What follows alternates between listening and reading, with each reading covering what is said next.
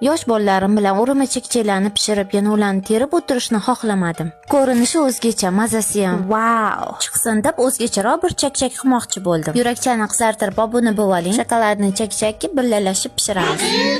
Tuxumga tuz, soda solib aralashtirib olamiz. Alohida idishda unga kakaoni solib yaxshilab aralashtirib olamiz. Keyin unni tuxumga solib, qo'lga yopishadigan xamir qorib olamiz. Unni ko'p qo'shib yorsangiz, chakchakimiz qattiq chiqib qoladi. Xamirimizni 1 soatcha tindirib, videoda ko'rsatilgandek yoyib, kesib, oldindan qizdirilgan yog'da pastroq olovda singitib pishirib olamiz. Retsept haqidagi fikrlaringizni kommentariyalarda yozib qoldiring. Chakchaklarni pishirib olgach, sirop tayyorlashga o'tamiz. Tovaga shakar, suv, limon suvi yoki limon kislotasi solib, qiyom tayyor bo'lguncha qaynatamiz. Tegini o'chirib, asal solib aralashtirib olamiz. Issig'ida chakchakimizga ozginadan qo'shib, yaxshilab aralashtirib olamiz. Kosaga strich solib, ichiga chakchaklarni yaxshilab bostirib olib, videoda ko'rsatilgandek chakchaklarni tarelkaga joylab olamiz. Men shokoladni va oddiy chakchaklar tayyorlab oldim. Keyin ustiga shokolad bilan shunaqa bezak berib oldim. Chakchaklarimga bahoyingizni berib, chakchaklarni bayram dasturxoniga tortamiz. Yoqimli ishtaha.